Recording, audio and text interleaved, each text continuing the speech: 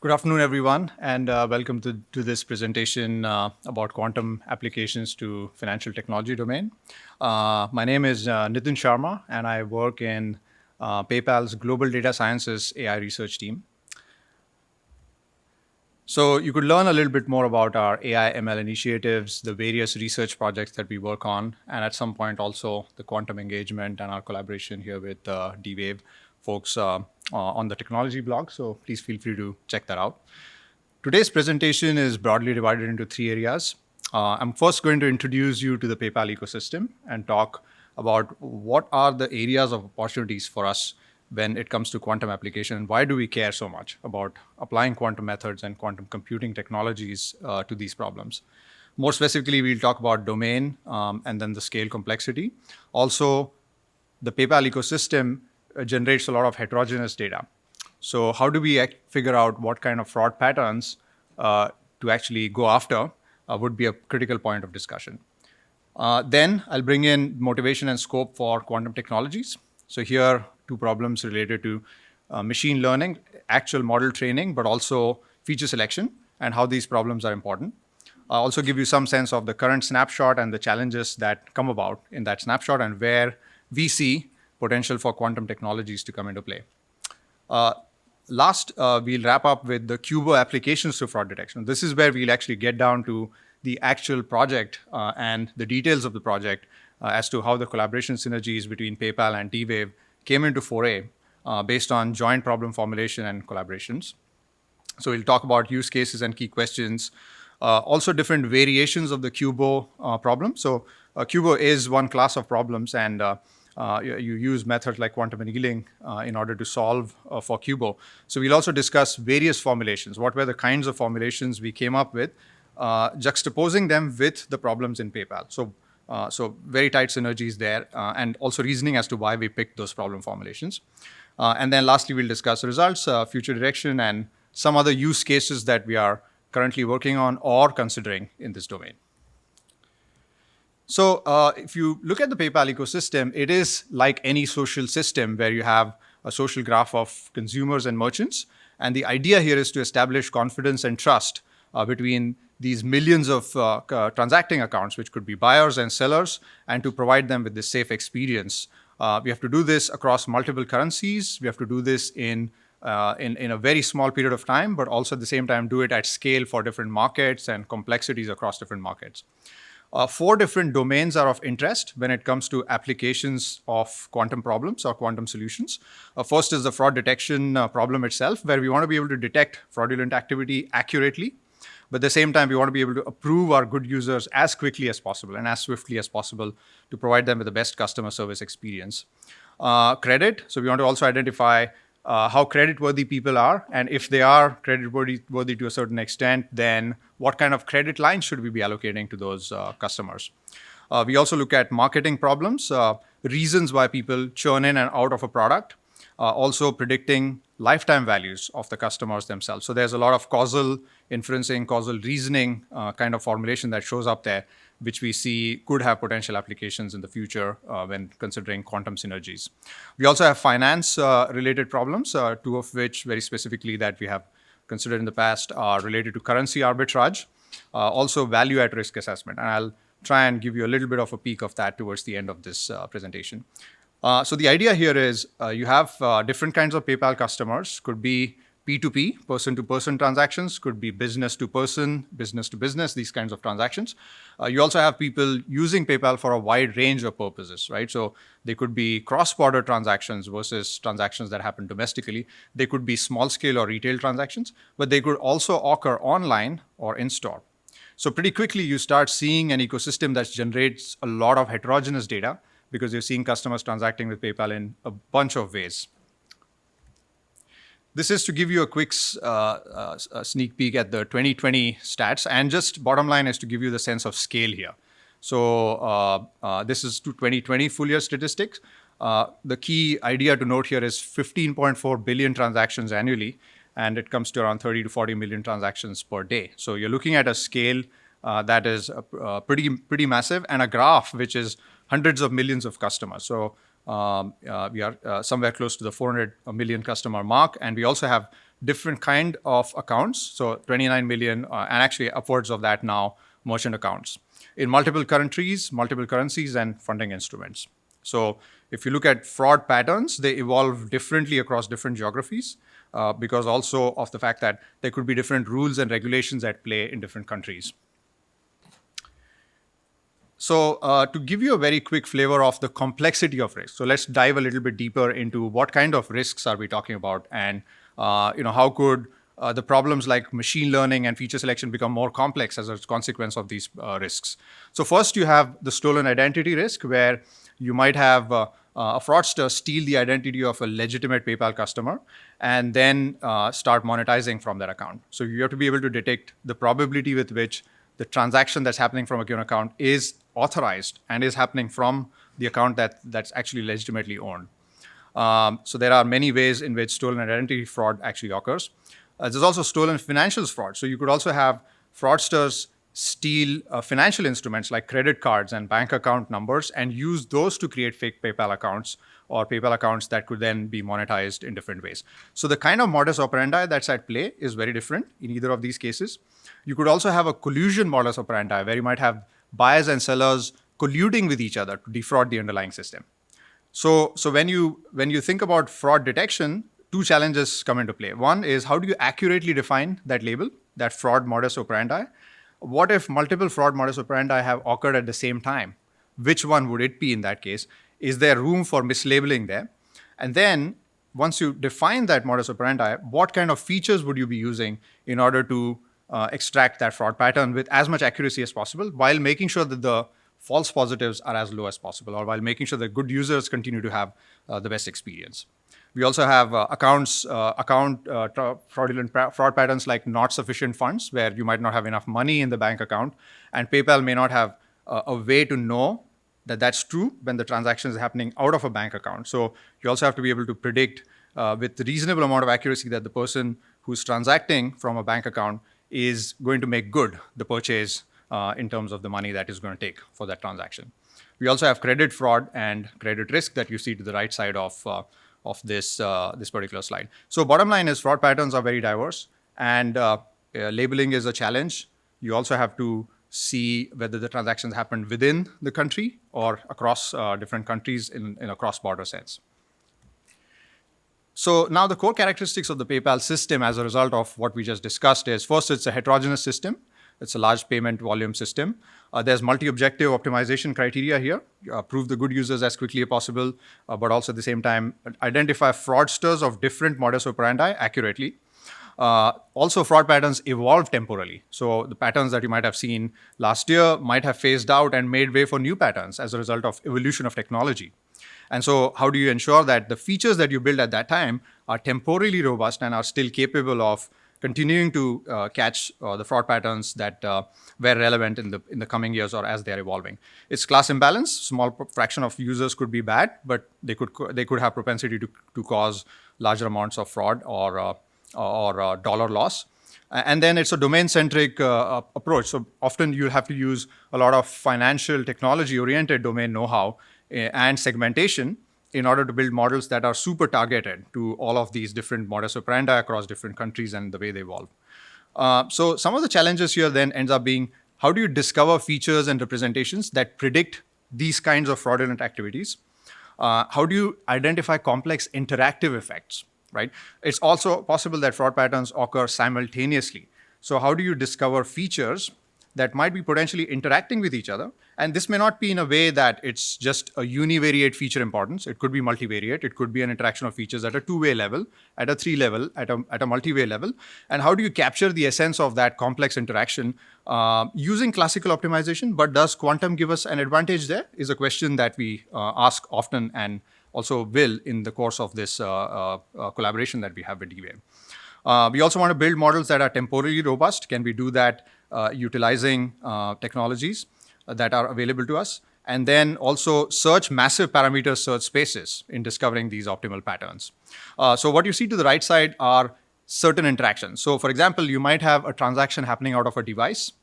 That device has some kind of an IP address. It has some asset properties, right? So that's some way to identify where is the activity coming from.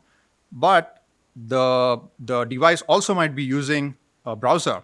So there could be one or more of the browsers. And now you could have different versions of the browsers, different entropies that are there in the browsers, and so on. And then you might also have a geolocation. That means the device itself might be situated in a certain geography. And now you might see that an interaction of these three different representations help you identify a fraudulent pattern with more and more accuracy, right? As you build more and more complex features, you start to see that you're able to get more and more incremental lift in trying to catch these very nuanced fraud patterns that could cause long-term damage. So now let's look at the motivation and scope for quantum technologies. So we've already posed the question here, can we learn good features, good representations? Can we learn them, first of all, in a temporally rich manner? As we mentioned, fraud patterns actually evolve over a period of time. Can we learn representations that are robust and that are in keeping with that evolution of fraud pattern? The other thing that I mentioned was fraud patterns can be different. So you might have an account takeover risk, but you might also have a credit card fraud or a bank fraud, all of which actually could co-occur. They could happen simultaneously, but they could also occur isolatedly. So one of the keys is, can you learn across domains? Can you learn in a way that you do domain adaptation from one domain to another? And in that sense, can you keep improving the fraud resolution and performance by maybe augmenting it with technologies that have capabilities to do high dimensional searches? Transfer learning continues to be one of the problems, and incremental learning in the sense that how you keep enriching the model context as you go along. So the question we pose is, can quantum technologies, especially related to machine learning, can they aid better representation learning? Can they allow better discovery of features in the sense that I can extract multivariate effects from these features? And also, can there be better pattern discovery? Can we discover fraud patterns that are currently maybe unexplored or undiscovered by classical optimization / search methods? And then how do these methods, in the nutshell, complement classical optimization or classical methods? So is there a way for us to look at ensembling opportunities or opportunities where you bring in quantum approaches in a way that they augment either the feature selection or the resolution of the existing classical methods, and of course, leverage all of this through some sort of a domain-based formulation? So this is broadly the question that we pose. Now, if you look at feature selection itself, right, just classically, you'll find that the literature classifies these methods into filter-based feature selection methods, wrapper or embedding or embedded-based feature selection methods.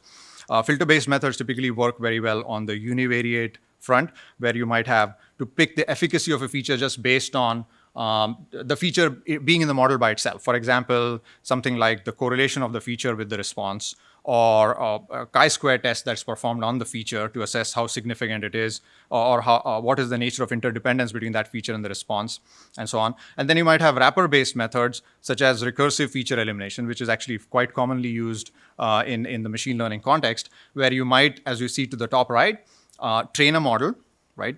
You train a model, you hold some validation data, and then you try to assess the importance of the features by removing one feature at a time. So you take out one feature, and then you assess the rank ordering of the features, and then you try to assess recursively which bottom 2%, 3%, or k% features to remove, and you keep doing this in a loop, as is shown in the top right.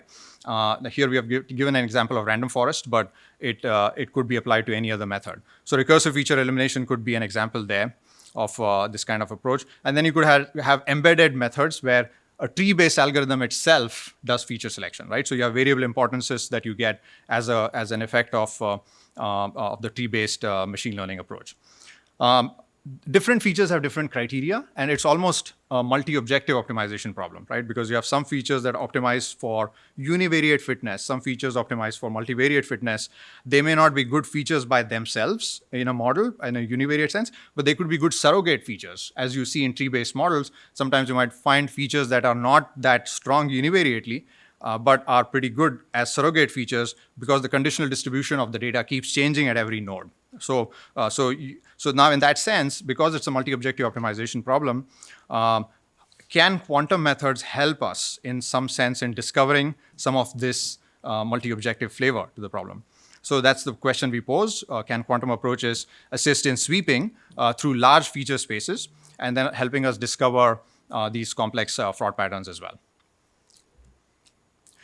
So coming into the domain of quantum computing, and since many of us here are from that field, some of us could be from that field, and some of us are in the ML field, just to give a very quick introduction there. So the focus of this talk is largely going to be on the quantum annealing or adiabatic quantum computing approaches or QUBO formulations, right? These three different aspects can be actually of relevance to this talk. So in adiabatic quantum computing, the idea is you start out with an initialization on a Hamiltonian. You initialize it to a ground state, and then you evolve this adiabatically using some kind of an algorithmic approach. And then you get to a final Hamiltonian. The ground state of that Hamiltonian now corresponds to the solution of the problem that you're trying to solve. This idea works because the adiabatic theorem guarantees that the system is going to track the instantaneous ground state, provided the cooling or the annealing, or in some sense, this evolution towards the Hamiltonian state, the ground Hamiltonian states, varies sufficiently slowly. So the idea is it varies sufficiently slowly, as is the case in simulated annealing, as also would be the case in quantum annealing, which forms the heart of these kinds of solutions. Now, in quantum annealing, the idea here is, again, this is a meta-heuristic based approach, similar to simulated annealing. And the idea is to find a global optimum from a set of solutions. And you're actually also looking at the idea of quantum fluctuations or quantum perturbations to affect the next iterations. The approach is largely used in scenarios where the problem space is discrete, or in the context of what we call combinatorial optimization. If we look at simulated annealing, largely the process operates based on what we call as Metropolis-Hastings criteria, right? Where you effectively sample from a probability and then effectively decide whether you want to accept or reject a given solution iteratively as the search process evolves. In simulated annealing, we see that the probability, or the transition probability as we call it, of moving from a high energy state to a relatively more optimal state, this actually depends on the temperature, right? So as you see to the top right, you have the Boltzmann's probability. And so in there, you actually see the temperature being in the denominator there of the term, the exponent. And so as the temperature goes down, you start to see that you're going to become more and more picky about accepting solutions, right? That's the Metropolis-Hastings criteria.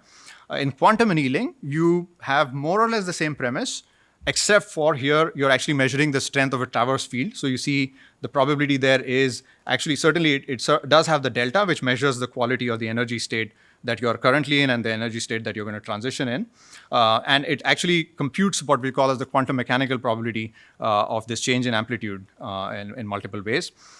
So effectively for simulated annealing, these transition probabilities largely depend only on temperature. So you're basically just looking at what we call as the height, or in general, where you are today in the solution convergence and how big a jump you have to take in order to go to the most optimal solution. In quantum annealing, it also optimizes for width. So as you see in the top heuristic, you will traditionally look for the height in simulated annealing context, but in quantum annealing context, you also look at width, or what we also call as quantum tunneling. And that's why this kind of approach is very effective for very high barriers, but also thin barriers, which could be effectively missed using traditional simulated annealing. And then, not to belabor this too much, but effectively when you look at combinatorial optimization, the two applications that we are considering in PayPal largely are embeddings in classic machine learning models, but also traditional optimization problems, such as maximum cut or graph coloring and partitioning. What you see to the left and the right are essentially the problem formulations for the QUBO. So the left side is the basic problem formulation for QUBO. The idea being to discover a binary vector, x, such that it minimizes a certain function, right? So in this case, it is simply f of x. It's a quadratic polynomial. And then a simplified version of it is simply x transpose qx. And to the right side, you see what is the Hamiltonian, the Ising Hamiltonian. And the idea is the QUBO is very similar to the Ising Hamiltonian, and that allows you to use quantum annealing kind of approaches to solve it further. So let's look at the quantum applications in general now. So first of all, the study is actually phase study with D-Wave computing systems, where we have their quantum computing technology and hardware and software expertise, and the machine learning, fintech, and end-to-end modeling expertise that comes from PayPal. And through this collaboration, we have done phase study in 2 phases. First is a smaller data set, and then the second is where we are actually attempting to look at much larger data sets in the 10 to the 6 training example region and features that are in the 10 to the 3 region. And so the idea here is we want to discover feature sets and compare them with traditional benchmarks. We also want to optimize for temporal stability. So we want to see if the features are selected using a quantum approach, using a QO formulation. Do we see any instance of temporal stability? How does it compare even to our current champions, for example, in the fraud detection domain? And we also want to see if they discover interesting multivariate interactions that are today undiscovered or might have some room for improvement in the classical domain. Apart from doing this benchmarking, we also are interested in the optimization context of it. What is the convergence trajectory that a quantum approach follows compared to, let's say, a classical optimization problem? For example, does the quantum solution reach to maybe 5% or within 10% of the ballpark of the optimal solution, maybe in fewer iterations as compared to a classical optimizer? So we are trying to ask ourselves all these kinds of questions in terms of what is the convergence trajectory? Is there anything interesting that we can learn from a formulation that comes out of variations of QUBO, for example? So with that, let's actually jump into some of the variations of QUBO that we attempted. The very first one was the correlation-based QUBO. So this is still a QUBO formulation, but what you see here are 2 terms in the QUBO. One of the terms is basically looking at the correlation of the feature. This could be Pearson's correlation. We've also experimented with other kinds of ranking correlations here.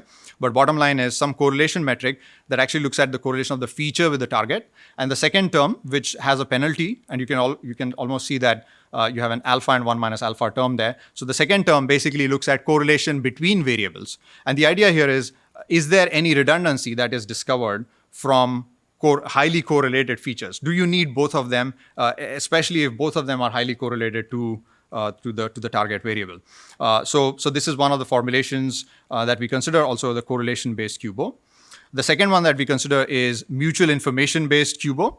So here we are, instead of looking at correlation, we are looking at something a little bit more non-parametric, where we look at mutual information, right? So the first term here actually looks at mutual information context or mutual information coefficient that compares the current variable with the target, right?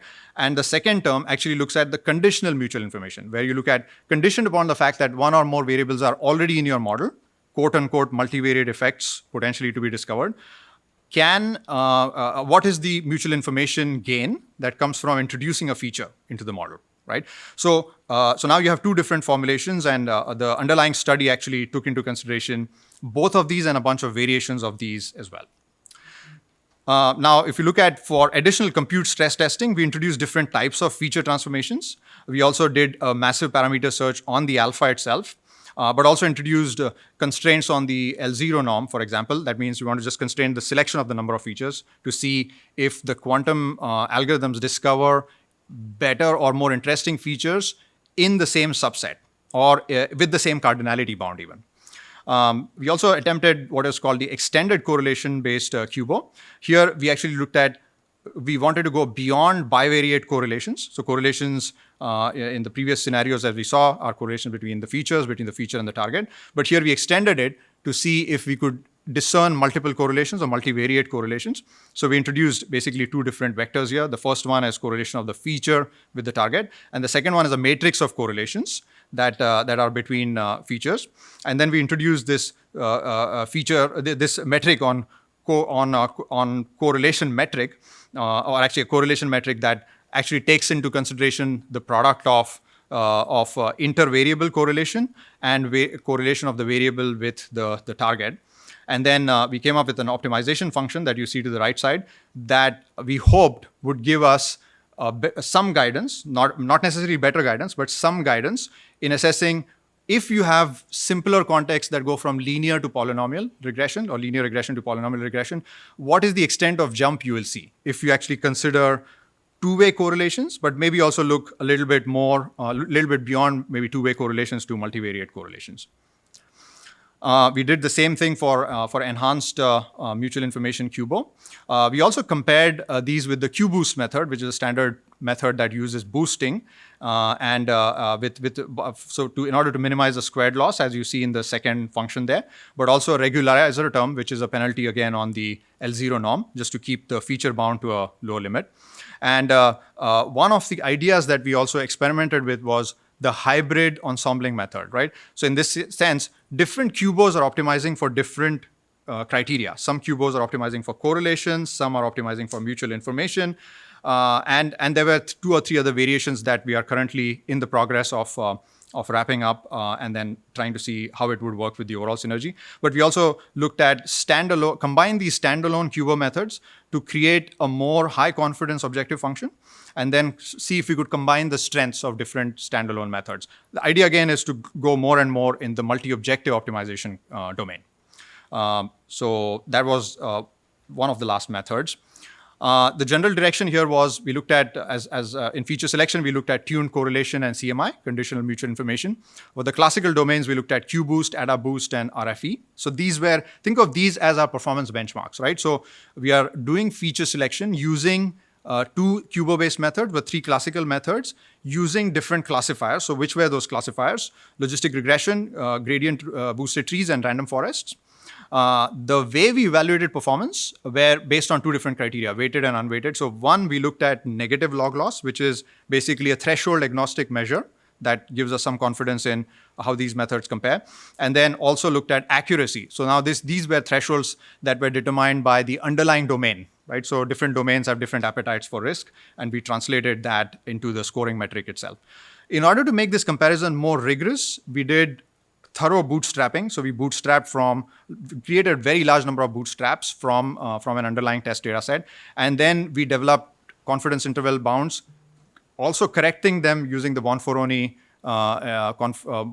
confidence correction methods. Just wanted to make sure we don't inflate the type 1 errors there as a result of this comparison. So the comparison here was relatively robust in that sense. We also introduced noisy features, just to give the quantum method a little bit more of a hard time for evaluation. We also introduced noisy features from random distributions, features that could be principal components of the first K variables that were already in the model, methods that would have involved basically taking some kind of feature transformations of existing variables, ratios of features, and so on, to see if the quantum method catches those signals based on this QUBO formulation. So random features, but also weaker correlations. Also to see if the method worked with overfitting. So some features that could potentially overfit, add them to the underlying context, and then assess how well is the quantum method also helping us look at more of the robustness criteria. And we did solver comparisons just to call that out. So let's actually call out, so there's many conclusions to be drawn from a quantitative point of view, but what we want to do is summarize them right now, and then also share our views on the overall synergies and how this collaboration has been going so far. So first of all, I think we first of all learned a lot mutually. So in the sense that there's certainly we have the traditional optimization rigor, but at the same time we have domain knowledge, and then it's very interesting to see how quantum methods actually bake in with this. So certainly it has been a good learning journey. We did not see, as of now, we haven't seen on the data sets that we have done this thorough exercise with, statistically significant results in drawing a comparison that quantum methods, as of now, give us that advantage on the data sets that we have discerned so far. But that's not to mention that these methods conclusively are weaker or potentially have more room. So what we are trying to do now is expand this data set to or expand the evaluation to a much larger data set. So as I mentioned, we are looking at millions of examples. We are looking at tens of thousands or thousands of features, and then we want to see if anything changes from the current status quo. We are also improving the objective functions and then adding meaningful constraints to see if that could aid the study better. And then hybrid QUBO, as I mentioned, is a method that clearly calls for more inspection. Future directions, as I mentioned, multiple PayPal in-house data sets are under consideration. Statistical ensembles, how do these methods work when you ensemble them with the existing know-how? We also look at assessment of temporal stability. If the methods by themselves don't outperform or are not seeing an upward trajectory there, can they be augmented? Is there an ensembling framework that can be used alongside to assess whether they are temporally more stable or there are some meta-learning opportunities there. And assessment of convergence trajectories, as I called out. Some of the other domains that get some honorary mention, they were considered at the start and they are still in the pipeline in the future, not necessarily immediately, is the currency arbitrage. So here, there's currency trading problem where we want to see how can we optimize for best return based on exchange rates, and can we formulate this problem more as a graph based on all the currencies that we typically transact in, and then see what could be the best conversion ratios there. Also look at value at risk optimization problems, where we look at either forecasting gains or losses on different finance portfolios that we have internally. And then currently we use some flavors of Monte Carlo approaches, but we want to also see if quantum Monte Carlo approaches aid to some extent better, or do they even augment it in that sense. Assessment of fraud rings. As I mentioned, there's a collusion context to buyers and sellers colluding with each other to defraud the system. And so one of the scenarios here is, can we actually anticipate that collusion by working on problems that are similar to graph isomorphism, for example. And then certainly some approaches in the crypto domain as well as the privacy preservation AI domain. Again, still a little bit in the future. As of now, we are focused largely on the fraud detection aspects of the problem and trying to see how these synergies collaborate with classical computing. So certainly open the floor up for questions. And if there's anything that piques anybody's curiosity in any of the slides, and if you feel like it could be a longer discussion, feel free to reach out to me after the presentation as well.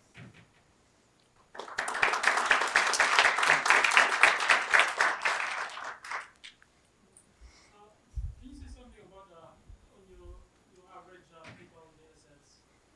How many features are we talking about, and maybe that corresponds to like how large of a system do you need to say use it every day?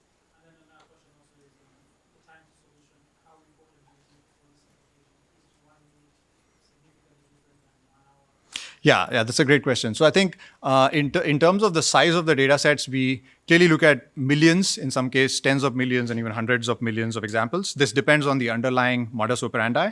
For example, some modus operandi is very noisy because the fraud patterns there need more sampling of the data in order to build a reliable classifier. And in some other case, the fraud pattern is less evolutionary, so you might not need as much data to build a good enough model that doesn't decay over a period of time. So it could vary from tens of millions to hundreds of millions. Larger if we are using raw data examples. For example, one of the things that I talked about was representation learning using raw data. So if you're using raw data, you again have to increase the order of magnitude, right, of the data that you have, because now you're doing representation learning fully from scratch instead of any manual feature engineering. And then I think to the second part around basically the time to market, right? So again, great question. I think here it varies depending on the kind of domain, right? So if you have fraud detection, there you have much lesser tolerance, right? Because people are transacting with the ecosystem and they need to finish the transaction immediately, right? So you're looking at very tight threshold of approval there, right? So you have to have a model, and if it is complex enough, you still have to find a way to adjudicate as quickly as possible so it comes back with a result. For some others, you might have what are called, what could be potentially near real time. So they're not exactly real time, but you could tolerate some kind of delay because maybe the output that you get from the model is not necessarily used for decisioning. It could be used as a feature for a downstream model, or could be used for processing some other strategy at the back end, right? And then for some others, for example, credit models often show us that credit behaviors actually evolve over longer periods of time, right? So you may not, if you try to effect a decision from the model at very short temporality, you may not see much change in that decision, right? Because it's a combination of micro and macroeconomic features, right? That could change slowly over a period of time. So in those three buckets, you're basically real time where you have to be really fast, near real time where you could tolerate a few seconds, maybe even a few minutes of delay. And then effectively you could be a day or a couple of weeks delayed in the form of latency if you were to look at a problem like credit, for example, or something to that effect.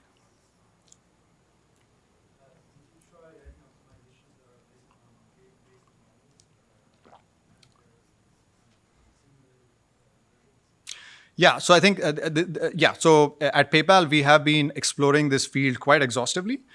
So in some sense, quantum annealing has very clear applications for us in the traditional optimization domain, and then to some extent in the ML domain. We're also looking at other techniques, gate-based computing, and so on. And now, as you must have already heard, D-Wave is also foraying increasingly into the gate-based computing domain. So yeah, so we've had a head start in this domain for some time on the fraud detection area, and so yes, we have considered both broadly both of these techniques. Yes. Last question. Just a question around latency again, and the difficulty in doing this stuff in real time. You have huge data sets. You're accessing Z-Wave. I'm not from a competitor. I care about hardware. I'm just asking, you access these Z-Wave computers remotely, right? So how does that impact the latency in your results? Does that play a part as well? I mean, is that time delay also critical for you? Yeah, that's a great question. So I think we are, as I might have alluded to in this presentation, we are still in the very, very early days, right, of even like trying to understand what these methods mean for us, even in our domain, right? Do you see results that, for example, the first step, even like come close enough to our analytical champions today in the classical domain? That being, if they don't, can they augment those methods? Can they help get you from, let's say, K% catch rate to maybe maybe 10% greater or a relative performance increase? So we are still in that stage where we are assessing the efficacy of these methods. And then I think then there will definitely be a phased evaluation where once we see that these methods are showing us more and more valuable results incrementally, we are going to get to the next phase of our research where we start to look at infrastructure considerations and also platform criteria, right? How far are these methods scalable? Can we use them in real time? Maybe not. Can we use them in near real time or maybe in offline domains and so on? Short follow-up on that. So, I mean, you do mention so far you have statistically significant results, but your expectation is it's not a full stop. Like it's just the initial, and you're looking to build on this, right? Absolutely. So so I do want to call that out because I think in our research journey we have seen interesting results that definitely warrant follow-up assessments, and we are actually in the process of doing that. And this study also to call out was done on smaller data sets. So there's certainly a lot of restrictions when you work with smaller data sets and fewer features. With larger data sets, as we are now seeing in the millions and thousands of features, we are expecting to see more interesting synergies with classical approaches. So yeah, there's no way a full stop. This is still very much a work in progress, and certainly very excited to see where this field evolves for us. Let's have it for Nitin. Thank you, everyone.